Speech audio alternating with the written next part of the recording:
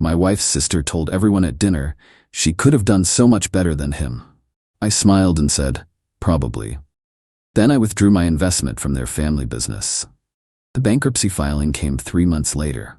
I, 38 male, need to get this off my chest because the fallout has been intense. My wife Jenna, 36, and I have been married for 8 years. Good marriage, solid partnership. Her family? That's where things get complicated. Her sister Deirdre, 41, has always had this thing about me. I'm an accountant who does freelance consulting. Not glamorous, but I make decent money and I'm good at what I do. Deirdre married Garrett, 3, who inherited his dad's import-export business dealing with specialty fabrics. They live in this pseudo-luxury bubble, leased BMW, designer everything, constantly posting about their blessed life. Here's the thing most people didn't know. 3 years ago, Garrett's business hit major cash flow problems. Chinese suppliers wanted payment up front, buyers were delaying payments, typical squeeze. They needed capital injection fast or they'd lose their biggest contracts. Jenna begged me to help. Family, right? I had just sold my stake in a software startup. Nothing huge, but a nice 6-figure exit.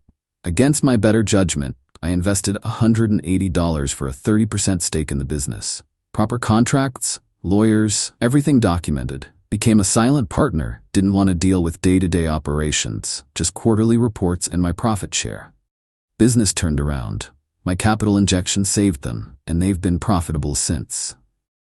I get my quarterly distributions, everyone's happy. Or so I thought.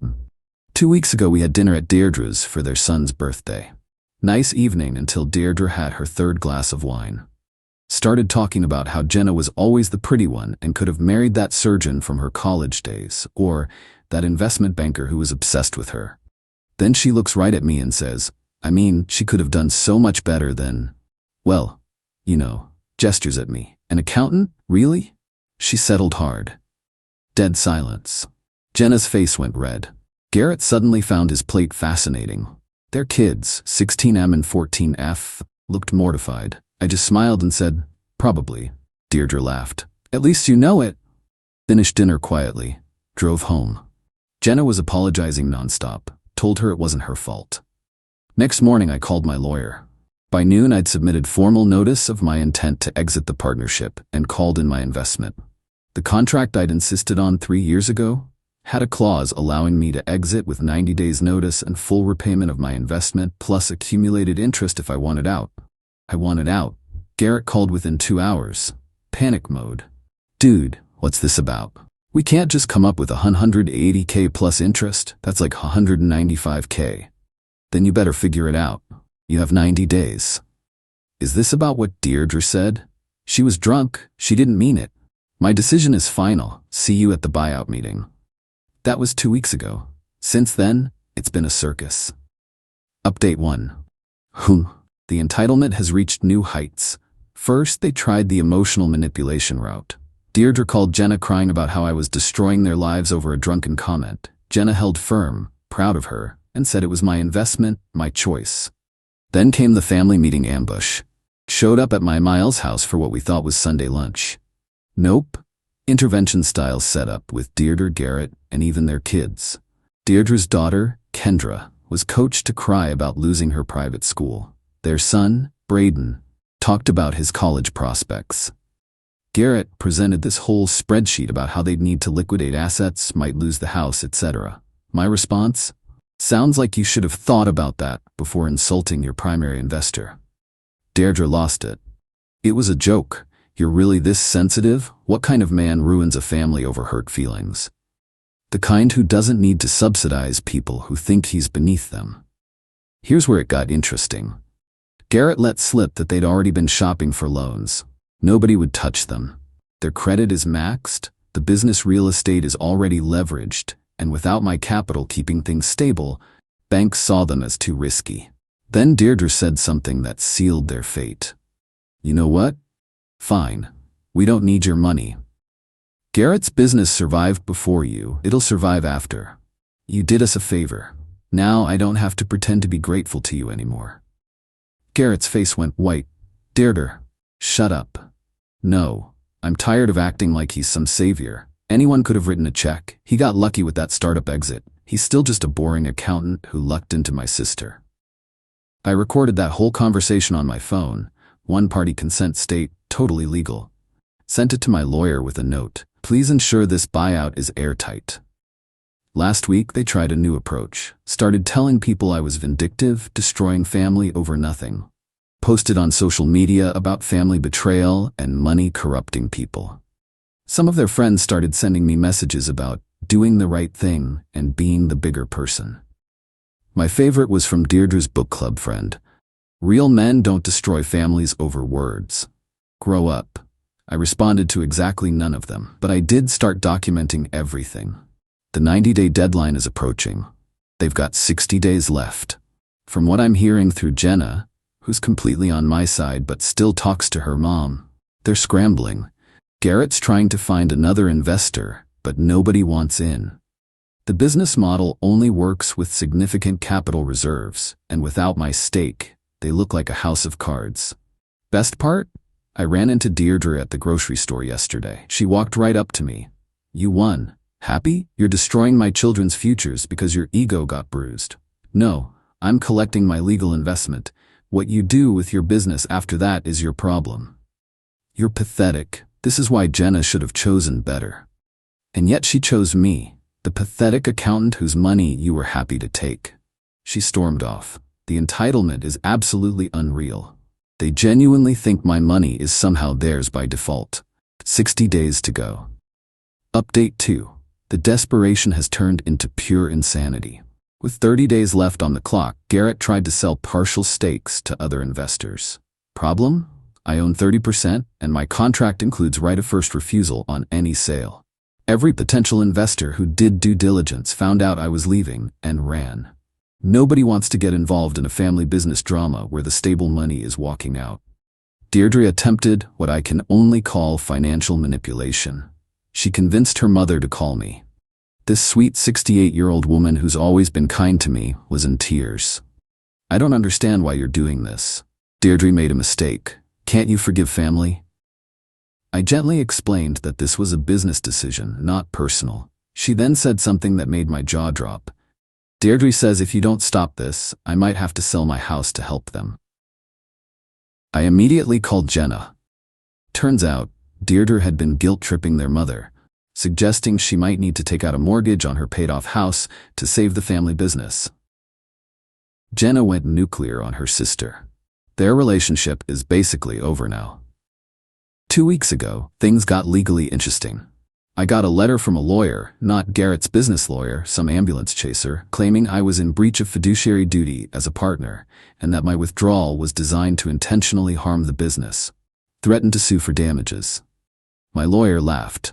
Literally laughed. Sent back a response with copy of the contract showing my legal right to exit.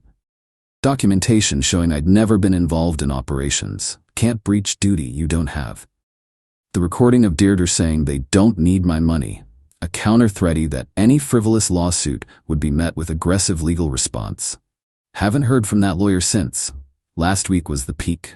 Garrett showed up at my office, not threatening, just defeated. Look, man to man, we're gonna lose everything. The house, the business, everything. My kids, I can't provide for them. You have a business that was profitable. Figure it out. We used the profits to expand, bought new equipment, hired more people. We assumed your capital was stable. You assumed wrong. That's why contracts exist. Deirdre, she's falling apart. She's on anxiety medication. She can't sleep. Still not my problem. Then he tried the brotherhood angle. Come on, we're family. Your nephew and niece, think about them.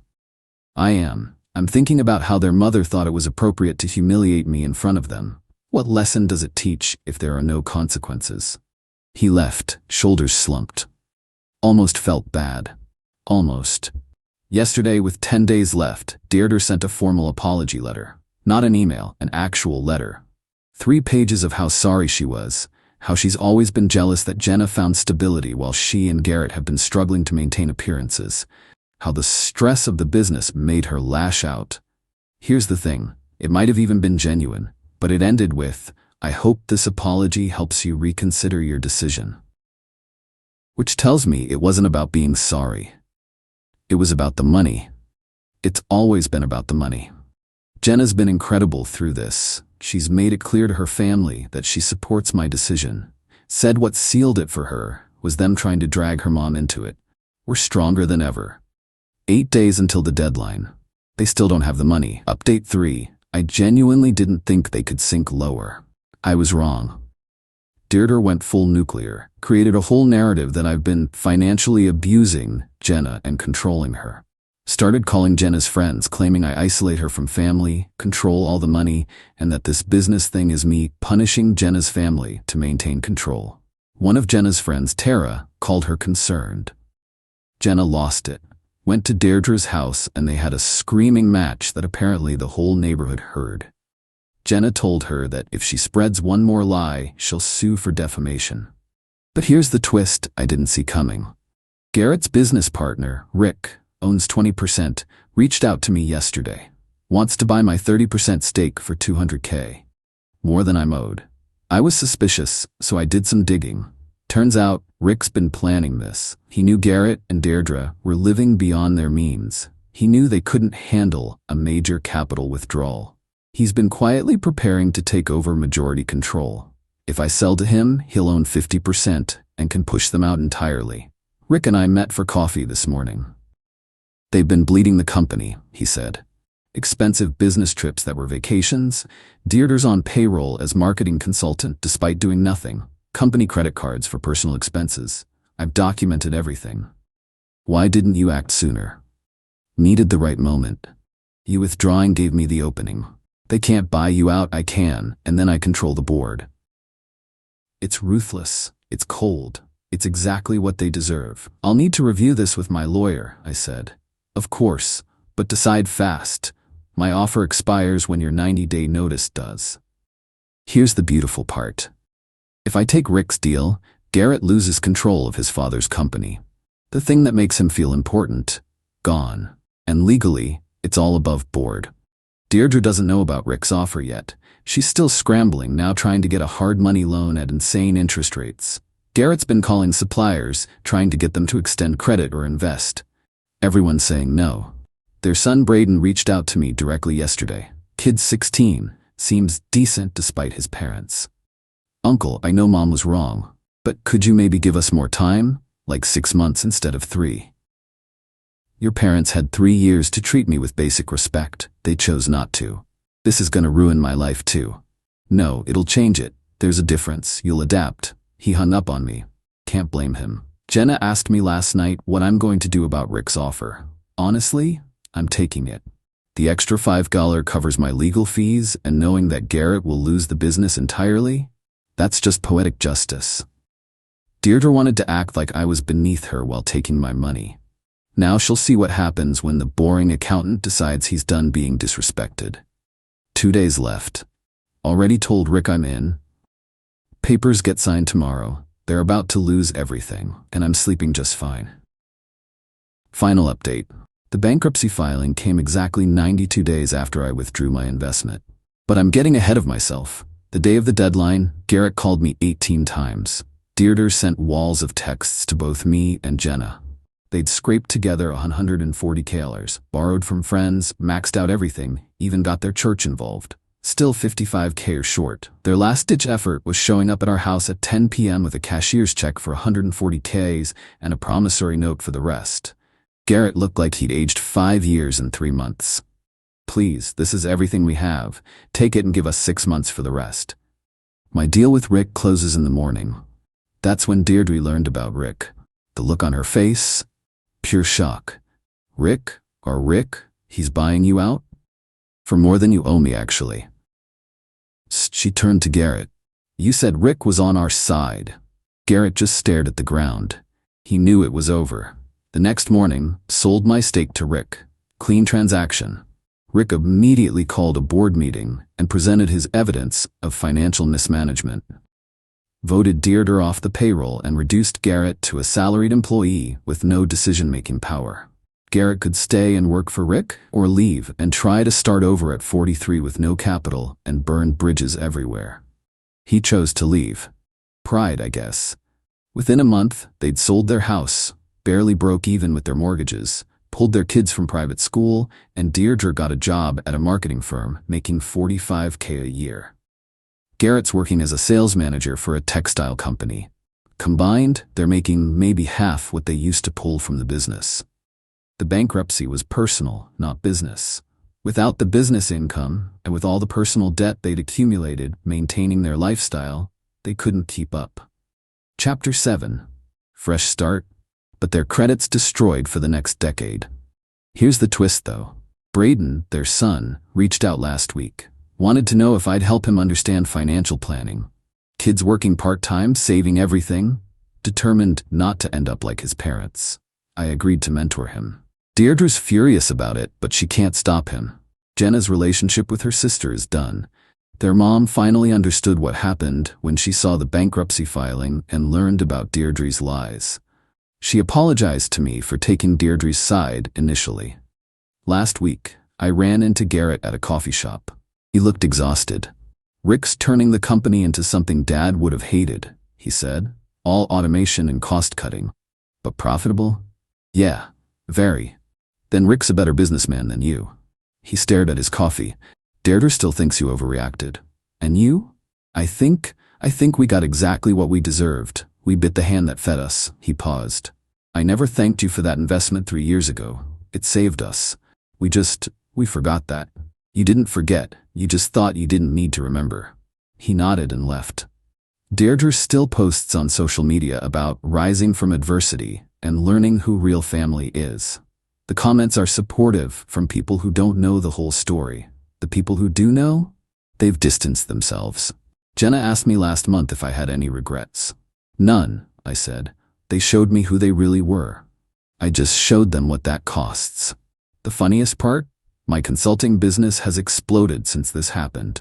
Turns out, business owners respect someone who enforces contracts and doesn't let emotion override good business sense.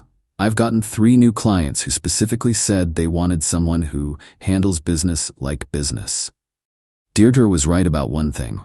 Jenna probably could have married that surgeon or banker, but she married me. The boring accountant who knows the value of respect, contracts, and consequences. And honestly, that's been more than enough. Edit. Since people keep asking, yes, this is legal. Yes, I had everything reviewed by lawyers. No, I don't feel bad. Respect is free. They chose not to give it when they were taking my money. That's on them.